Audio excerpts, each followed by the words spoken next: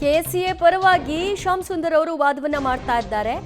ಕೆಸಿಎ ವಿರುದ್ಧವಾಗಿ ಮತ್ತಷ್ಟು ಎಫ್ಐಆರ್ ದಾಖಲಾಗಬಹುದು, ಹೀಗಾಗಿ ಎಲ್ಲದಕ್ಕೂ ಕೂಡ ರಕ್ಷಣೆ ಕೊಡಿ ಅಂತ ಅವ್ರು ಕೋರ್ತಾ ಇದ್ದಾರೆ. ಒಂದೇ ಘಟನೆಗೆ 2 ಎಫ್ಐಆರ್ ಯಾಕೆ ಅಂತ ಕೂಡ ಕೆಸಿಎ ಪರ ವಕೀಲ ಶ್ಯಾಮ್ ಸುಂದರ್ ಅವರು ಕೇಳ್ತಾ ಇದ್ದಾರೆ. ಕೆಸಿಎ ವಿರುದ್ಧ ಕೇಸ್ಗಳು ದಾಖಲಾಗಬಹುದು, ಎಫ್ಐಆರ್ಗಳು ಅನೇಕ ಎಫ್ಐಆರ್ಗಳು ದಾಖಲಾಗಬಹುದು, ಹಾಗಾಗಿ ರಕ್ಷಣೆ ಬೇಕು ಅಂತ ಅವ್ರು ಕೇಳ್ತಿದ್ದಾರೆ.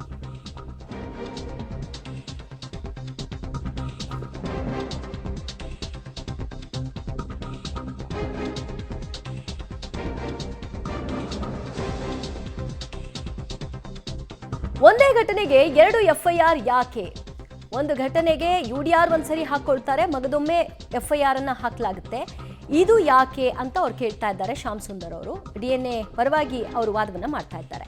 ಇನ್ನಷ್ಟು ಅಪ್ಡೇಟ್ಸ್ ಕೊಡ್ತಾರೆ ನಮ್ಮ ಪ್ರತಿನಿಧಿ ರವೀಶ್.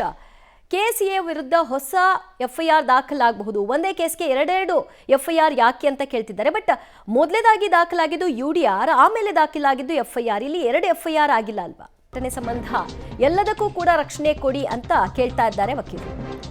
ಒಂದೇ ಘಟನೆಗೆ 2 ಎಫ್ಐಆರ್ ಯಾಕೆ?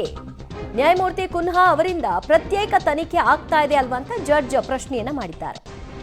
ಈಗಾಗಲೇ ಕುನ್ಹಾ ಅವರು ಕೂಡ ಒಂದು ತನಿಖೆಗೆ ಒಪ್ಪಿಸಲಾಗಿದೆ, ಅವರು ಪ್ರತ್ಯೇಕ ತನಿಖೆ ಮಾಡ್ತಿದ್ದಾರಲ್ವಂತ. ಕಾಲ್ತುಳಿತದಲ್ಲಿ ಬಂಧನಕ್ಕೆ ಒಳಪಟ್ಟಿರುವ ವಿವರವನ್ನ ಕೊಟ್ಟಿದ್ದಾರೆ. ಡಿಎನ್ಎಯಿಂದ 3, ಆರ್ಸಿಬಿಯಿಂದ 1ರನ್ನ ಬಂಧನಕ್ಕೆ ಒಳಪಡಿಸಲಾಗಿದೆ. ಕೋರ್ಟ್ಗೆ ಎಜಿ ಶಶಿಕಿರಣ್ ಶೆಟ್ಟಿ ಮಾಹಿತಿಯನ್ನ ಕೊಟ್ಟಿದ್ದಾರೆ. ನಿಖಿಲ್ ದುಬೈಗೆ ಎಸ್ಕೇಪ್ ಆಗಲು ತಯಾರಿಯನ್ನ ನಡೆಸಿಕೊಂಡಿದ್ರು. ಈ ಕಾರಣದಿಂದಾಗಿ ಬೆಳಗ್ಗೆ 4:30 ಸಂದರ್ಭದಲ್ಲಿ ಅವರನ್ನ ಬಂಧನಕ್ಕೆ ಒಳಪಡಿಸಲಾಗಿದೆ. ಬಂಧನ ಎಲ್ಲರನ್ನೂ ಮಾಡಬೇಕು ಅನ್ನೋದು ಉದ್ದೇಶ ಇಲ್ಲ, ಆದರೆ ಎಸ್ಕೇಪ್ ಆಗಲಿಕ್ಕೆ ಪ್ರಯತ್ನ ಪಟ್ಟವರನ್ನ ಅರೆಸ್ಟ್ ಮಾಡಬೇಕಾಗಿತ್ತು. 1 ವಾರ ಪೊಲೀಸರು ವಿಚಾರಣೆಯನ್ನ ನಡೆಸಬೇಕಿದೆ. ಇನ್ನಷ್ಟು ಅಪ್ಡೇಟ್ಸ್ ಕೊಡ್ತಾರೆ ನಮ್ಮ ಪ್ರತಿನಿಧಿ ರವೀಶ್. ಒಂದೇ ಪ್ರಕರಣದಲ್ಲಿ 2 ಎಫ್ಐಆರ್ ಯಾಕೆ ಅನ್ನುವಂತಹ ವಾದವನ್ನ ಇಡ್ತಾ ಇದ್ದಾರೆ ಶ್ಯಾಮ್ ಸುಂದರ್ ಅವರು. ಬಟ್ ಇಲ್ಲಿ ಎಫ್ಐಆರ್ 2 ಆಗಿಲ್ಲ ಅಲ್ವಾ? ಯುಡಿಆರ್ ಮೊದಲಾಗಿರೋದು, ಆಮೇಲೆ ಎಫ್ಐಆರ್ ಆಗಿರೋದು.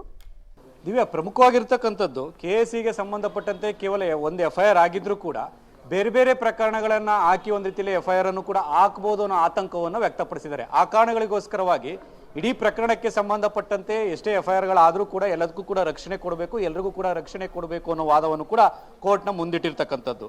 ಹಾಗಾಗಿ ಎಲ್ಲೋ ಒಂದ್ ಕಡೆ ಈ ಒಂದು ಸಿಎಂ ಸೂಚನೆ ಮೇರೆಗೆ ಆ ಒಂದು ಬಂಧನಕ್ಕೆ ಸೂಚನೆ ಕೊಟ್ಟಿದ್ರು, ಆ ಕಾರಣಗಳಿಗೋಸ್ಕರ ಪ್ರೆಸ್ ಮೀಟ್ ಅಲ್ಲೂ ಕೂಡ ಹೇಳಿದ್ರು ಅಂತ ಆ ಒಂದು ಹೈಕೋರ್ಟ್ ಮುಂದೆ ಗಮನಕ್ಕೂ ಕೂಡ ತಂದಿರತಕ್ಕಂಥದ್ದು.